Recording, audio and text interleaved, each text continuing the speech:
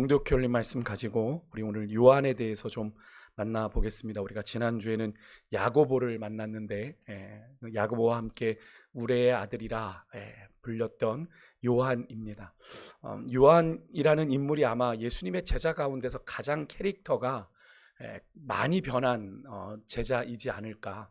분명 그의 시작은 불같은 성격의 소유자였습니다. 보아너게 우레의 아들이라고 불릴 정도로 아주 불같고 격정적인 사람이었는데, 이 요한이 기록한, 오늘 우리가 읽었지만 요한 1서 사랑에 대한 메시지를 읽다 보면 참 마음이, 그죠? 그런 요한의 캐릭터가 잘 떠오르지 않는, 아주 부드럽고 사랑이 아주 막 이렇게 느껴지는 그런 사람으로 변모되어진 그런 모습을 우리가 보게 되어지는데요. 그래서 오늘 설교의 제목에도 제가 드렸지만 사도 요한을 사랑의 제자, 사랑의 사도라고 부르게 되는 건데요.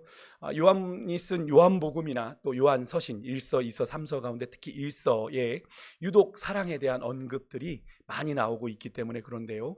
이 요한이라는 이름의 뜻은 원래 하나님은 은혜로우시다라는 뜻이에요. 하나님은 은혜로우시다.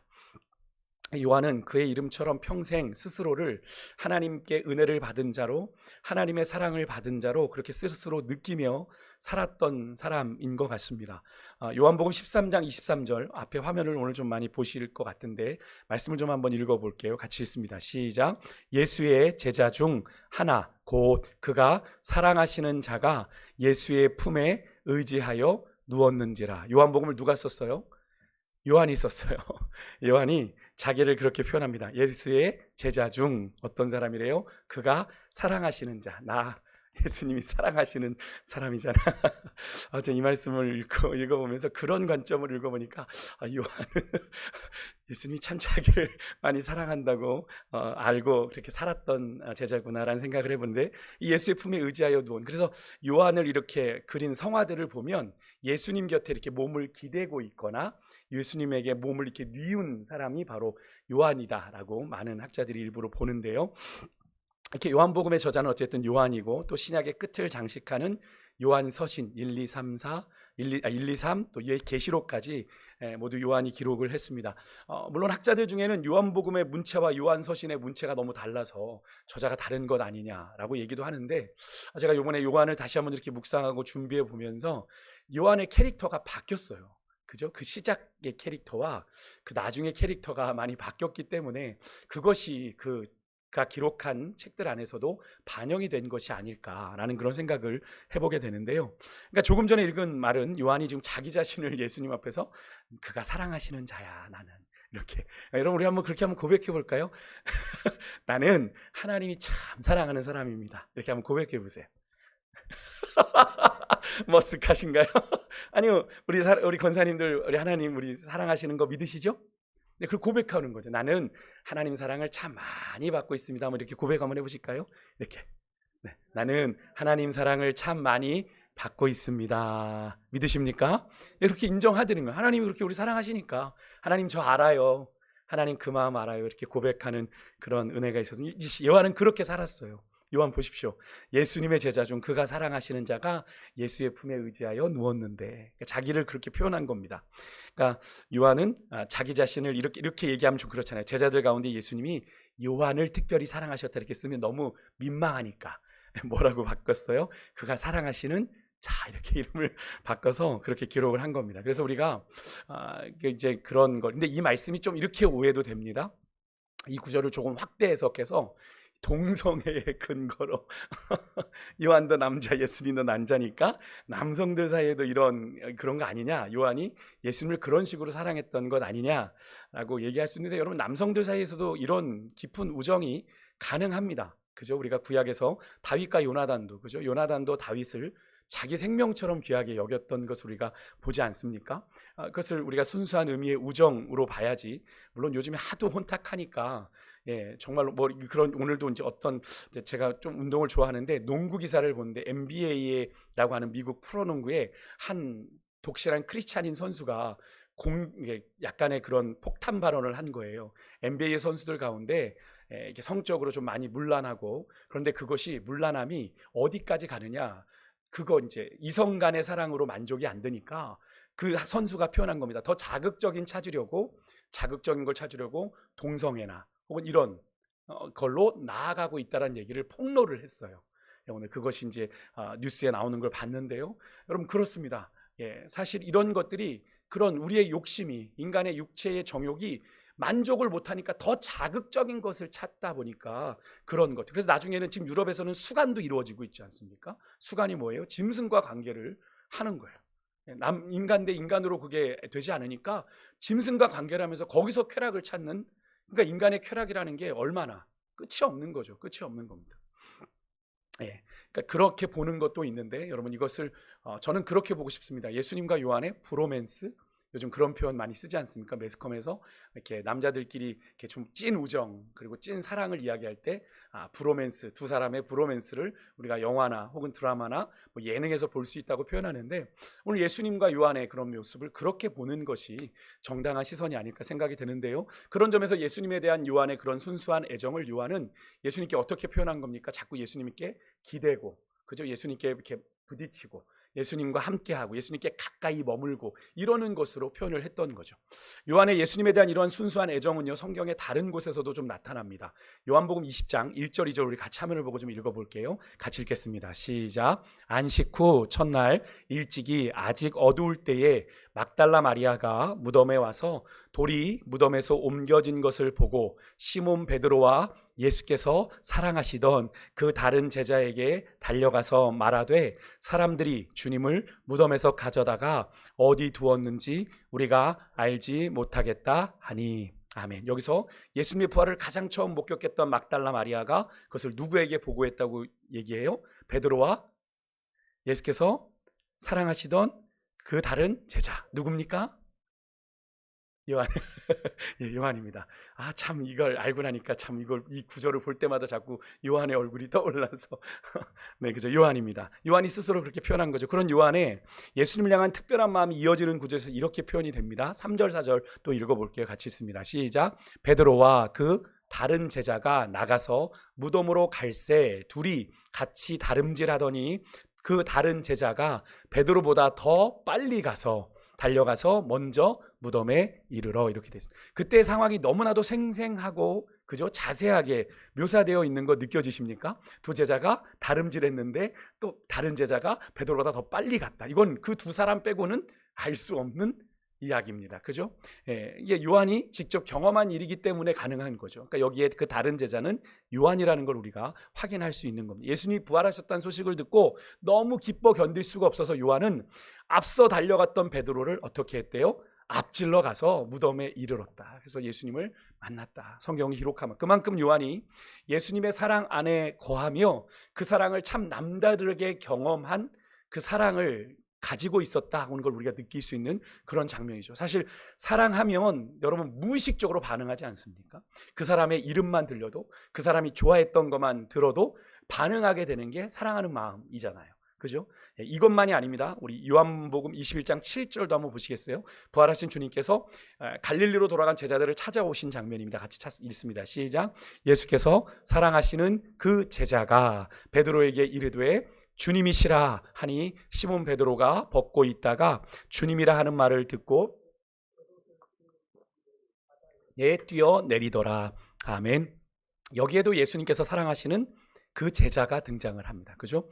그가 먼저 예수님을 알아봤어요. 먼 바다에 지금 고기를 잡으러 나갔는데 예수님이 지금 해변가에 오신 거잖아요. 누가 그 이야기를 했어요? 예수께서 사랑하신 그 제자가 누구라? 주님이시라. 그 사람의 소리를 듣고 시몬 베드로가 예수께로 달려가는 장면, 바다에 뛰어내려서 먼 바다에서 예수님의 형체를 보고 가장 먼저 알아본 사람이 누구였다? 바로 요한이었다. 이어지는 21장 21절에서 23절에 보면 더 흥미로운 장면이 있는데 같이 한번 좀 읽어볼게요. 같이 읽습니다. 시작. 이에 베드로가 그를 보고 예수께 여짜오되 주님, 이 사람은 어떻게 되겠사옵나이까? 예수께서 이르시되 내가 올 때까지 그를 머무게 할지라도 내게 무슨 상관이냐? 너는 나를 따르라 하시더라. 이 말씀이 형제들에게 나가서 그 제자는 죽지 아니하겠다 하였으나 예수님의 말씀은 그가 죽지 않겠다 하신 것이 아니라 내가 올 때까지 그를 머물게 하고자 할지라도 내게 무슨 상관이냐 하신 것이로라. 아멘. 이 말씀은 베드로가 이제 예수님 그렇게 만났잖아요. 해변가로 뛰어갔을 때 예수님께서 베드로에게 어떻게 하시죠? 내가 나를 사랑하느냐 아가파스메 이렇게 세 번을 물어보시잖아요. 그죠? 예, 주님 내가 주님을 사랑합니다 라는 그 질문을 받고 나서 예수님께서 베드로에게 나를 따르라 하신 뒤에 네가 젊을 때는 네 맘대로 다녔지만 네가 늙어서는 네가 매이게 될 거다라는 그런 운명을 듣게 되지 않습니까? 베드로가 앞으로 어떻게 될지 얘기를 들어요. 그러니까 이제 자기와 함께 이제 온 주님이시다 알아봤던 요한, 여기서 그는 요한입니다. 주님 이 사람은 어떻게 되겠습니까? 라고 물은 게 요한에 대해서 물어보는 거예요. 주님 이 요한은 어떻게 됩니까? 그러니까 예수님께서 베드로에게 뭐라고 말씀하시는 거예요? 그가 내가 예수님이 다시 올 때까지 그를 어떻게 하겠다 이런 의미가 아니라는 거죠. 그죠? 네가 상관할 일 아니야.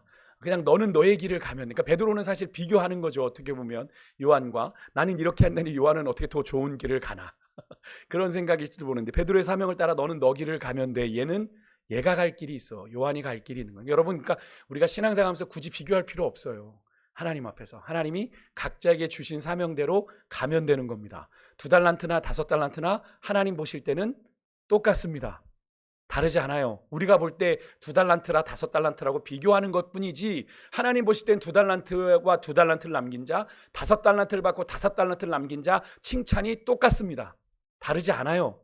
그건 뭘 의미합니까? 주님께서 주신 사명 따라 맡겨진 사명 따라 그것을 충실하게 감당하는 것으로 주님은 족하다 말씀하신다는 겁니다. 그러니까 자꾸 우리가 시험에 드는 이유 중에 하나가 비교하기 때문에 그래요. 그죠? 비교하기 때문에 상처받고 그럴 필요 없는 겁니다. 여기 보니까 이 말씀이 다른 제자들에게는 어떻게 요한이 죽지 않을 거래 주님 다시 오실 때까지 이런 이야기로 퍼졌대요. 근데 그것이 아니고 요한이 다시 정확하게 해줍니다. 서로가 받은 사명에 대해서 굳이 관심 가질 필요 없대. 예수님이 그가 죽지 않겠다 하신 것이 아니라 내가 올 때까지 그를 머물게 하고자 할지라도 내게 무슨 상관이냐. 관심 꺼라. 그죠? 네 사명의 길만 걸어가라. 그러니까 서로 받은 사명에 대해선 서로 비교하거나 어느 게 더 낫다 이런 거 할 이유가 없다는 거예요. 그냥 주님이 원하시는 대로 그 사람을 쓰실 거야 라는 걸 의미하는 거죠. 베드로는 그렇게 베드로대로 가고 요한은 요한대로 가는 거예요. 당시의 정황과 이 예수님의 말씀에 대해서 너무나도 자세하게 설명을 하고 있죠. 요한이. 그 가능하다는 걸 뭘 의미합니까? 요한복음은 예수님이 사랑하시는 제자 요한이 자기 자서전 같은 의미로 자전적인 간증을 하는 그런 고백으로 쓴 복음서다라는 걸 우리가 알 수 있는 거죠. 요한은 지난 수요일에도 나눈 것처럼 야고보의 형제입니다. 갈릴리에서 수산업을 제법 크게 하는 세베대의 아들의 유복한 집안 출신의 사람인데 그런 요한이 어떻게 예수님 믿고 따르는 제자가 되었습니까? 2주 전 우리가 안드레를 좀 살펴보면서 말씀을 드렸지만 시몬 베드로의 형제 안드레 그리고 야고보의 형제 요한은 원래 누구의 제자였습니까? 세례 요한의 제자였습니다. 그들은 이미 세례 요한을 통해서 예수님이 하나님의 어린 양이라는 메시아라는 소리를 들었던 사람들입니다. 그래서 요한복음 1장 40절에 보면 요한이 그렇게 보라 하나님의 어린 양이로다 하는 이 말을 듣고 예수를 따르는 두 사람이 나왔는데 그 두 사람 중에 하나가 요한복음 1장 40절에 보면 시몬 베드로의 형제 누구라고 얘기해요? 안드레라. 근데 그 다른 한 사람은 기록되지 않았는데 제가 그때 누구라고 말씀을 드렸죠? 요한이다. 그 요한복음을 기록한 요한이다라는 말씀을 드렸어요. 그러니까 그렇게 자신을 따라 나선 안드레와 요한을 통해 요한복음 1장 38절에 보면 예수님이 그들에게 이런 말씀을 하십니다. 한번 읽어볼게요. 시작. 예수께서 돌이켜 그 따르는 것을 보시고 물어 이르시되 무엇을 구하느냐? 이르되 랍비여 어디 계시오니까 하니 이렇게 대답을 합니다. 예수께서 자신을 따르는 두 제자 안드레와 요한에게 하신 첫 번째 질문이 뭐예요? 너희가 무엇을 구하느냐, 무엇을 찾느냐? 요한은 랍비여 어디 계시오니까 이 말은요, 선생님 어디 사세요? 이거 물어보면 어디 사세요? 어디 계십니까? 이렇게 물어보는 질문입니다. 왜 이런 질문을 요한이 했을까요? 아마도 요한은 세례 요한을 그렇게 따라다녔던 것처럼 예수님과도 어떻게 해요? 계속 관계를 하고 교제를 하고 싶었기 때문입니다. 그래서 예수님께서 사시는 곳을 물었던 거예요. 그죠? 그렇게 예수님과의 사랑의 교제를 갈망했던 제자가 바로 요한이라고 하는 인물입니다. 그러니까 그는 이런 동기로 예수님께서 부르셨을 때 자기 형제 야고보와 이 고기를 잡고 있을 때 부르셨을 때 그렇게 즉시 응답하고 따라가기 시작했던 거죠. 물론 예수님을 통해서 뭔가를 얻으려고 따라간 것 아닙니다. 물론 그가 이제 중간에 좀 마음이 변질이 돼서 하나는 우편에 하나는 좌편에 그런 이야기를 했지만 처음에 요한은요 그냥 예수님이란 분 메시아라는 그분이 너무 좋아서 그분과 좀 더 관계하고 사랑하고 그분과 교제하고 싶어서 따라 나섰던 겁니다. 그렇게 예수님을 따라 다닌 요한, 그의 성격은 지난주 수요일에 그의 형 야고보를 살펴보면서도 나누었던 것처럼 그 둘을 가리켜 예수님께서는 보아너게, 그죠? 우레의 아들이라고 부를 만큼 불같은 성격, 그 베드로와 안드레는 정반대의 성격이었는데 야고보와 요한은 좀 성격이 비슷했다라고 말씀을 드렸잖아요. 불같은 성격의 다혈질의 사람이었어요. 그런데 그가 그런 불같은 성격인 요한이 예수님을 만나 조금씩 그의 인격이 변화되어 가는 것 우리가 보게 되는데, 어찌 보면 급하고 벼락 같은 성격, 욱하는 성격이 나쁘다고도 할 수 있지만 제가 한 20년 이렇게 목회하면서 20여 년 목회하면서 성도님들을 보니까 그런 분들이 정말 또 주님을 향해서 뜨거운 열정, 또 그런 분들이 생각보다 감성이 풍부해서 잘 우시기도 하고 그러더라고요. 그런 때문에 주님과 더 깊은 사랑으로 나아가는 것들을 우리가 볼 수 있었는데요. 그래서 여러분, 사람의 성격의 장단점을 이렇게 너무 일반화시켜서 얘기할 수는 없는 것 아닌가. 그 장점이 때로는 단점이 될 수도 있고, 그죠? 또 어느 때는 단점이 장점이 될 수도 있는 게 우리 인간의 그런 성격이지 않나라는 생각을 했는데, 여러분 이 말씀 한번 보시겠어요? 아까 우리가 읽었던 맨 처음에 읽었던 말씀인데 그 앞부분까지 한번 같이 한번 읽어. 요한복음 13장 21절에서 23절의 말씀 한번 같이 한번 읽어보겠습니다. 요한이라는 캐릭터를 조금 더 살펴보면요, 같이 읽습니다. 시작. 예수께서 이 말씀을 하시고 심령이 괴로워 증언하여 이르시되 내가 진실로 진실로 너희에게 이르노니 너희 중 하나가 나를 팔리라 하시니, 말씀하시는지 의심하더라. 예수의 제자 중 하나 곧 그가 사랑하시는 자가 예수의 품에 의지하여 누웠는지라. 아멘. 예수님께서는 되게 심각하세요. 이 모습만 딱 놓고 본다면 요한은 공감 능력이 없나? 이런 생각이 들기도 합니다. 그죠? 예수님 제게 심령이 괴로워 막 얘기하시는데 얘는 예수님한테 막 그래가지고 예수님 이러고 있는 거잖아요. 야, 저리가, 지금 내 마음이 지금 안 그렇다니까, 이런 상황인데 왜 요한은 이런 행동을 했을까라는 생각을 해보니까 요한은 예수님의 사랑으로 너무 충만해 있어서 사실 자신이 그런 사람일 거라는 생각을 전혀 하지 않는 그런 모습이죠. 예수님을 팔아? 내가? 뭐 이런 생각 아예 꿈에도 없다 보니 예수님께 그런 모습을 보이고 있는 건 아닌가. 그러니까 예수님이 사랑을 요한은 참 많이 받았는데 그 사랑을 더 열망하면서 예수님의 사랑을 그 안에 충만히 받아들이다 보니까 이런 행동을 정말로 그냥 무관한 그런 행동을 보일 수 있었던 것 아닐까 싶은데요. 결국 나중에 요한은요, 그 예수님의 사랑을 너무나도 분명히 자신이 알았기 때문에 요한에게는 그 메시지만 그렇게 들렸던 거죠. 주님이 자신에게 주신 가장 중요한 교훈으로 이런 말씀을 강조합니다. 요한복음 13장 34절 35절을 같이 한번 좀 읽어볼게요. 같이 읽습니다. 시작. 새 계명을 너희에게 주노니 서로 사랑하라. 내가 너희를 사랑한 것 같이 너희도 서로 사랑하라. 너희가 서로 사랑하면 이로써 모든 사람이 너희가 내 제자인 줄 알리라. 네. 그러니까 이 말씀에서 예수님께서 강조하신 포인트, 내가 너희를 사랑한 것 같이, 이 표현을 가장 잘 이해할 사람이 누굴 것 같으세요? 바로 요한이죠. 그 사랑을 받아본, 먹어본 사람, 아는 사람이죠. 그죠? 고기도 먹어본 사람이 야, 그 고기 맛있잖아 라고 얘기했을 때 여러분 그 맛을 먹어보지 못한 분과 먹어본 분은 어떻게 해요? 그 식당 가서 내가 먹어봤는데 확실해 라고 얘기하는 것과, 그죠? 그 식당에 대해서 그냥 리뷰만 봤던 분하고는 다를 수밖에 없는 것. 요한은 어떤 사람입니까?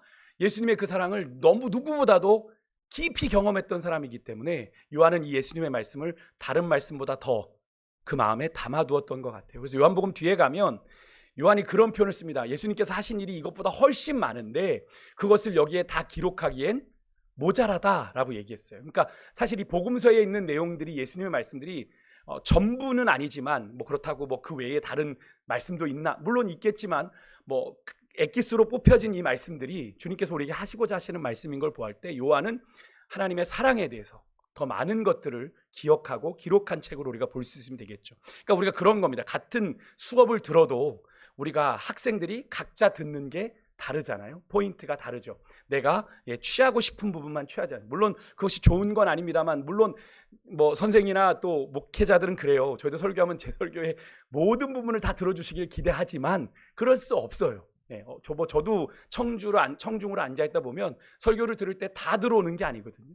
내게 부딪혀지는, 내 마음에 부딪혀지는 말씀이 기억되는 것처럼. 그러니까 설교를 들어도 성도님들이, 어떤 성도님들은 이 부분, 어떤 성도님들은 그날 똑같은 주일의 설교인데 어떤 부분은 이런 부분을, 청년들 안에서도 나누다 보면 어떤 청년은 목사님 저는 이 말씀이요, 저는 이 말씀이요, 이렇게 다른 것들을 이야기하는 경우, 왜 그런 겁니까? 본인이 듣고자 하고 하는 것, 또 본인 안에 부딪혀지는 것, 또 내 상황과 맞물리는 말씀들을 듣게 되기 때문에 그런 거죠. 예수님의 제자들의 경우도 마찬가지입니다. 요한에게는 예수님의 말씀 중에서 특히나 요한이 가슴에 담아두었던 말씀들이 뭐냐면 바로 예수님의 사랑에 대한, 예수님이 우리를 사랑하셨다라고 하는 그 사랑에 대한 메시지였고, 요한이 그것을 더 강조해서 자신의 복음서에 기록하고 있는 걸 볼 수 있는 거죠. 그러니까 요한복음 14장 21절의 말씀이 바로 그런 말씀이라고 하겠는데 한번 같이 한번 읽어볼게요. 같이 읽습니다. 시작. 나의 계명을 지키는 자라야 나를 사랑하는 자니, 나를 사랑하는 자는 내 아버지께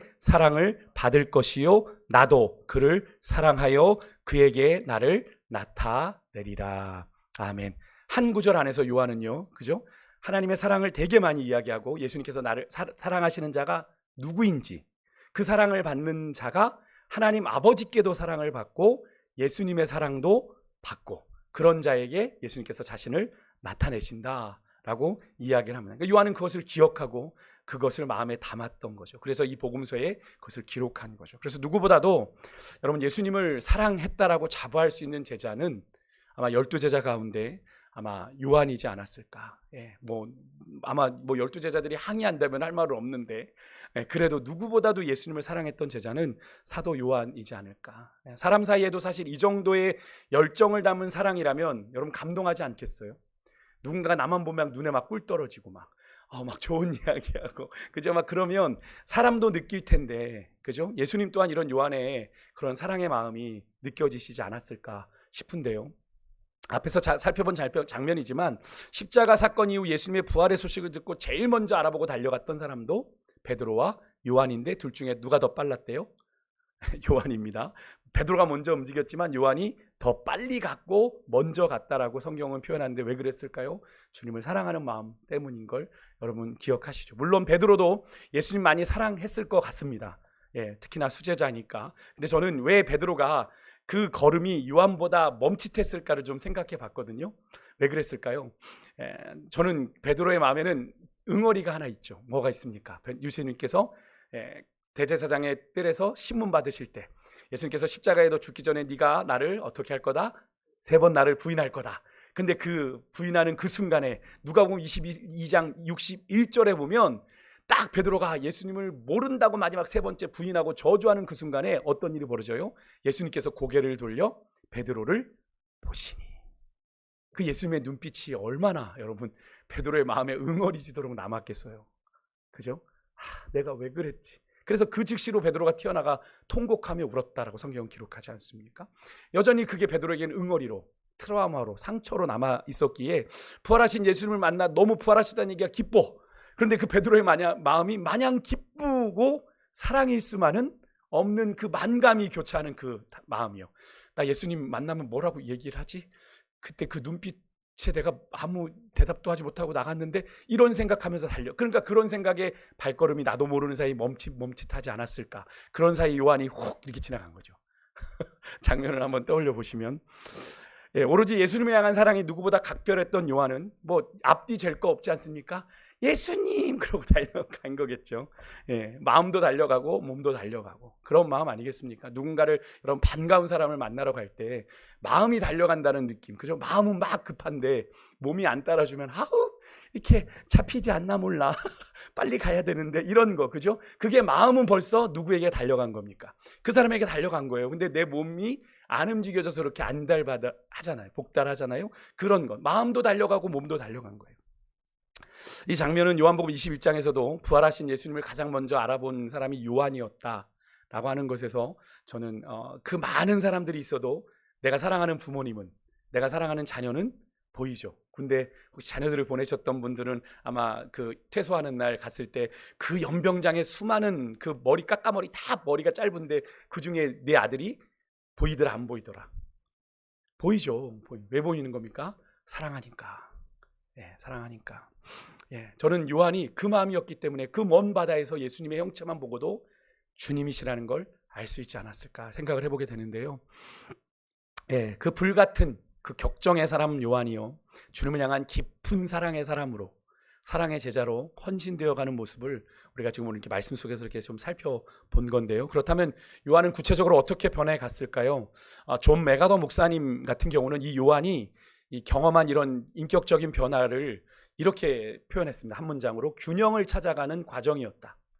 삶의 밸런스를 찾아가는 과정이었다. 세 가지로 이야기하셨는데요. 먼저는 진리와 사랑의 균형이었습니다. 요한이라는 사람은 불같은 성격인 사람이 조금 약간 정의감이 넘치는 경우가 많죠. 그죠? 옳고 그름에 대해서 그러니까 진리에 관심은 많았는데 사랑은 별로 없었던 사람. 그래서 우리가 지난주에 그 우레의 아들 보아노게라는 이야기를 들으면서 그 스토리가 어땠습니까? 사마리아에 불을 내려 죽여버릴까요? 제대로 그랬잖아요. 요한이, 하나님, 뭐 예수님 우리를 안 받아준다는데 사마리아에 불을 내려가지고 다 그냥 불태워 죽일까요? 뭐 이런 얘기를 했던 말입니다. 그 쉽게 할 수 있는 이야기 아니지 않습니까? 그죠? 그런 얘기를 했기 때문에 예수님께서 야고보와 요한을 우리의 아들 보아노게라고 하신 거거든요. 여러분, 진리만 너무 강조하면 질리게 됩니다. 사람이 좀 지쳐요. 물론 좋아요. 옳고 그름을 잘 따지는 사람 옆에 있으면 뭐 좀 시원시원한 마음도 있지만, 나도 모르는 사이에 내가 그 사람에게 나도 정죄받고 왠지 판단받고 있는 느낌이 들기 때문에 왠지 부담스럽고 불편해지는 걸 우리가 경험하게 되죠. 하지만 요한은 주님을 깊이 경험하고 그가 성숙되어 가면서 진리의 사람일 뿐 아니라 사랑의 사람이 되어가며 이 진리와 사랑의 균형을 찾아가는데 대표적인 사건이 뭐냐면 마가복음 9장 38절 이하의 사건인데요. 거기에 보면 어느 날 요한이 예수님께 나와서 이런 말을 합니다. 요한이 예수께 여짜오되, 선생님, 우리를 따르지 않는 어떤 자가 주님의 이름으로 귀신을 내쫓는 것을 우리가 보고 우리를 따르지 아니함으로 금하였습니다. 이렇게 보고를 했어요. 아마도 요한이 길을 가다가 예수님의 제자가 아닌데 예수님의 이름을 빙자해서 귀신을 쫓아내는 사람이 있었던 것 같아요.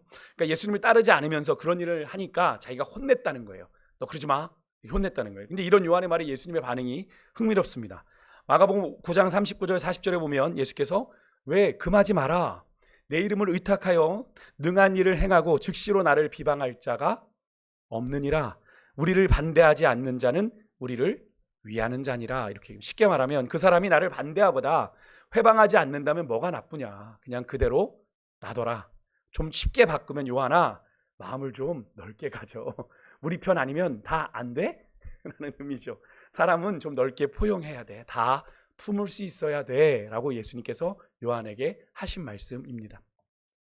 요한은 이런 예수님의 가르침을 통해서 많은 사람을 포용할 줄 아는, 예전에는 나는 옳고 너는 틀려 하지 마 이렇게 얘기했던 사람이 어떻게 해요? 점점 사랑하는 사람으로 변해갔던 것이고, 이것이 이제 진리와 사랑의 균형을 찾아가는 그런 변화의 과정이었습니다. 두 번째는 야망과 겸손의 균형을 얘기했는데, 지난주에 제가 야고보를 묵상하면서 잠시 언급을 드렸지만 마가복음 8장, 9장, 10장에는 예수님의 순환 예고가 첫 번째, 두 번째, 세 번째 이렇게 나옵니다. 연달아. 근데 그때마다 이제 제자들의 반응이 나오는데 9장에 보면 예수님이 두 번째 순환 예고를 하시고 제자들의 사이에 뭐가 있었냐면 서로 누가 크냐 논쟁이 있었습니다. 근데 다른 복음서를 보니까 그 논쟁을 주도한 사람이 누구냐면 바로 야고보와 요한이었어요. 그 형제들을 중심으로 이 논쟁이 시작된 겁니다. 그때 예수님께서 어떤 교훈을 제자들에게 주시죠? 9장 35절 같이 한번 읽습니다. 시작. 예수께서 앉으사 12제자를 불러서 이르시되, 누구든지 첫째가 되고자 하면 뭇사람의 끝이 되며 뭇사람을 섬기는 자가 되어야 하리라 하시고, 야고보와 요한에게는 지난주에 살펴본 것처럼 야망이 많았습니다. 하지만 그런 야망을 가지고 너희들이 먼저 해야 될 건, 예수님 좌우편에 앉기를 원하느냐? 그럼 너희는 섬기는 자가 되어야 된다라고 말씀을 하신 거죠. 요한은 이 말씀을 듣고 자기 안에 있는 끊임없이 높아지고 싶은 야망을 극복하고 섬김을 배워가기 시작했을 겁니다. 끝으로 이제 영광과 고난의 균형인데요. 누구나 영광을 앞에 두 번째랑 좀 맥락이 비슷합니다. 누구나 영광을 받기를 원하고 또 영광을 누리기를 원합니다. 근데 고난 받기를 원하는 사람은 별로 없습니다. 근데 예수님이 이렇게 가르치십니다. 누가 크냐는 논쟁의 예수님의 마지막 10장의 교훈인데요. 10장 38절 39절 같이 읽겠습니다. 시작. 예수께서 이르시되, 너희는 너희가 구하는 것을 알지 못하는도다. 내가 마시는 잔을 너희가 마실 수 있으며 내가 받는 세례를 너희가 받을 수 있느냐? 그들이 말하되 할 수 있나이다. 예수께서 이르시되 너희는 내가 마시는 잔을 마시며 내가 받는 세례를 받으려니와. 아멘. 이거 야고보 요한에게 하신 말씀이에요. 예수님께서 영광의 날에 예수님의 좌편에 우편에 우리 형제들을 좀 앉혀주십시오. 어머니까지 데려와서 그렇게 이야기하는 그들에게 하신 말씀이죠. 지난주에도 말씀드렸지만 예수님께서 여기서 하시는 말씀, 내가 마시는 잔이란 뭘 의미합니까? 십자가 고난의 잔이에요. 고난의 세례입니다. 그러니까 영광을 원하면 너희들 무엇을 먼저 받아야 된다? 고난을 받아야 된다. 그래서 여러분 십자가 없이는 영광도 없는 겁니다. 그래서 조금 유식한 말로 노 크로스 노 크라운이라고 그래요. 크로스가 십자가거든요. 그러니까 크로스 십자가 고난 없이 노 크라운 면류관 영광도 없다라는 뜻이거든요. 많은 사람들의 경우 우리는 그런 생각합니다. 결과만 봅니다. 어떤 사람이 어떤 위치에 도달하고 오른 걸 볼 때 그 영광의 자리에 선 것만 보고 그 사람이 거기에 이를 때까지 지불했던 땀의 대가, 희생의 대가는 잘 보지 못하는 경우, 그런 경우가 참 많은데, 하지만 고난의 값을 지불하지 않으면 영광은 결코 오지 않는 거죠. 요행은 바라면 안 됩니다. 요행은 바라면 안 됩니다. 결국 요한은요, 예수님의 말씀대로 영광을 얻으려면 내가 고난도 받아야 한다라는 걸 깨닫는, 그래서 균형을 찾아가는 일생을 그가 살았습니다. 이제 마지막으로 요한이 감당했던 사역만 말씀드리겠네요. 요한에 대한 사역보다는 요한의 이제 삶을 좀 따라가 보면 되는데, 요한은 12제자 중에 유일하게 순교했다기보단 자연사를 한 사람입니다. 그가 사는 지역에 따라 4단계로 좀 볼 수 있는데, 첫 번째는 예루살렘입니다. 요한이 갈릴리에서부터 예수님을 따라 나섰지만 예수님의 공생의 사역에 동행은 했지만 야고보가 요한이 어떤 역할을 했다라고 하는 건 복음서에 잘 나오지 않습니다. 그래서 그의 본격적인 사역은 예수님께서 부활하여 승천하시고 난 후 예루살렘에서 이제 사도행전에 그의 이름이 등장을 하죠. 그래서 사도행전 초반에 어떤 사람이 주로 등장을 하죠? 베드로와 요한이, 그죠? 성전으로 올라가다가 베드로와 요한이 이렇게 가다가, 그래서 우리가 사도행전 3장에 어떤 말씀이죠? 성전 미문에 앉은 안준뱅이 고친 이야기. 그래서 베드로와 요한이 이렇게 찬양하잖아요, 저희, 그죠? 그것처럼, 그러니까 베드로와 요한이 사도행전 초반부에 그런 사역이었다면 사도행전 후반부는 거의 사도 바울에게 포커스가 맞춰져서 이야기가 진행되지만, 초기에는 베드로와 요한이 예루살렘을 중심으로 사역을 감당하고 있는 걸 우리가 보게 되죠. 두 번째로 요한은 그 예루살렘에서 이제 에베소로 갑니다. 에베소는 지금의 터키 지역에 있는데, 지금은 폐허가 된 도시지만 과거에는 우리가 소아시아 7교회 이야기할 때, 그죠? 요한계시록에 보면 에베소, 두아디라, 라오디게아 이런 교회들의 7교회 그 얘기할 때 소아시아 지역의 수도가 에베소입니다.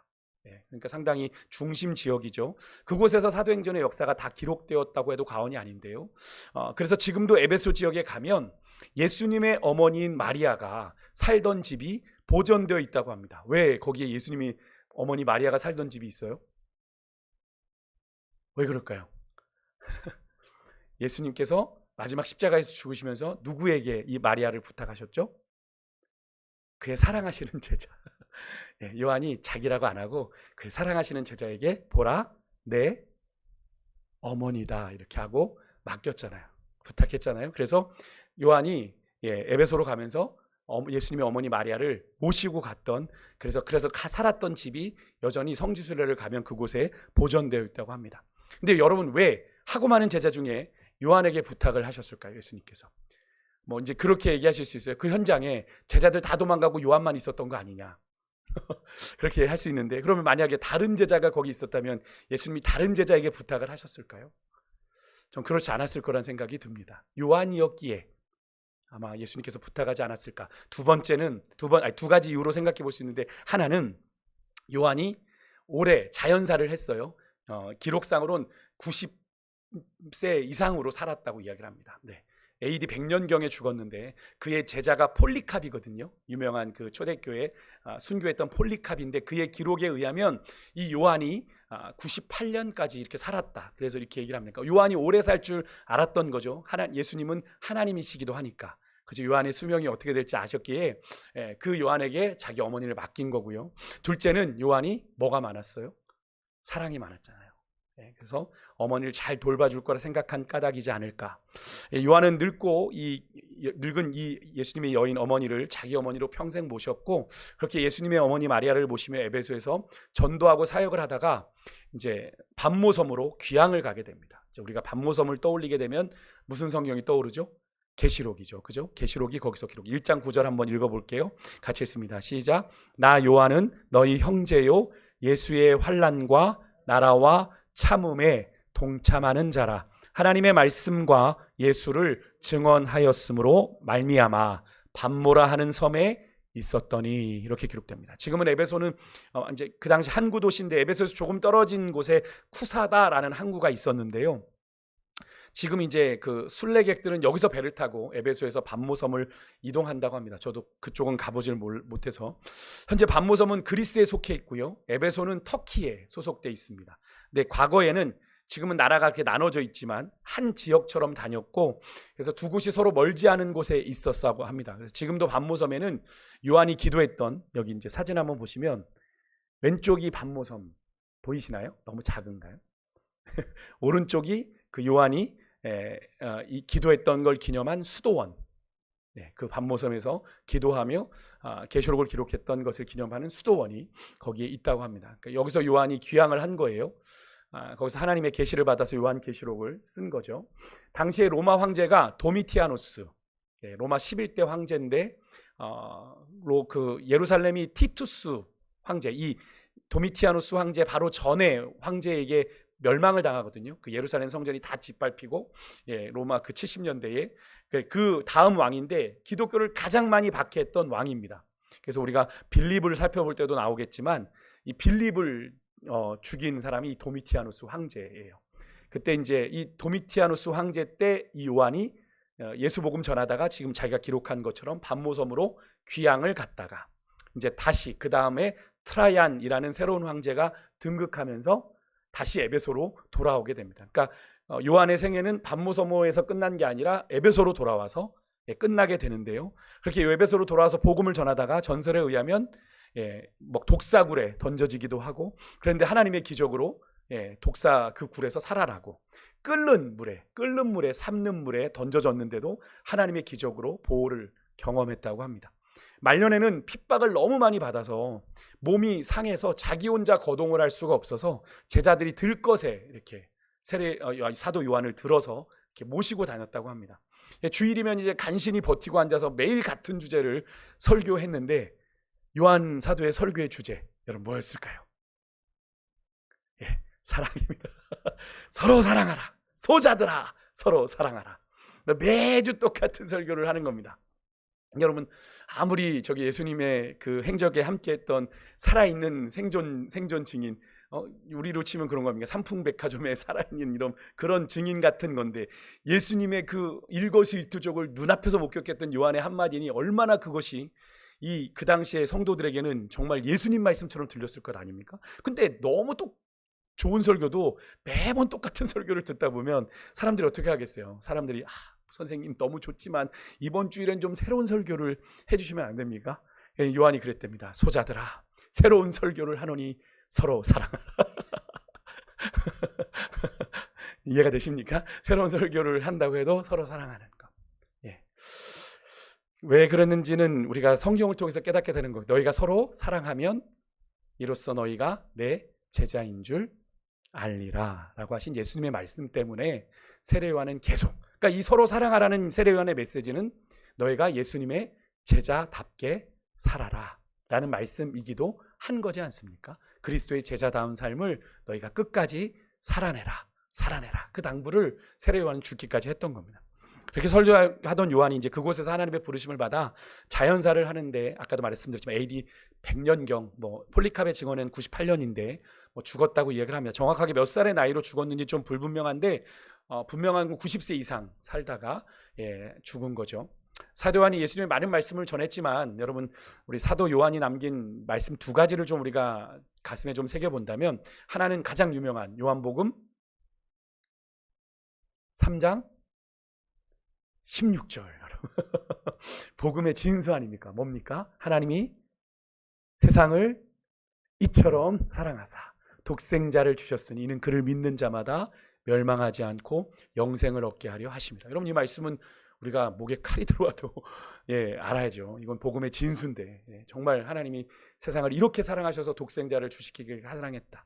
영생을 얻는다. 믿으면 영생을 얻는다. 이게 복음의 진수잖아요. 근데 그 다음은 요한일서 3장 16절입니다. 같은 3장 16절인데 요한 일서예요. 하나님의 사랑으로 구원받은, 그 하나님의 사랑으로 구원받은 영생을 얻은 사람이 기억해야 되는 말씀입니다. 함께 읽겠습니다. 시작. 그가 우리를 위하여 목숨을 버리셨으니 우리가 이로써 사랑을 알고 우리도 형제들을 위하여 목숨을 버리는 것이 마땅하니라.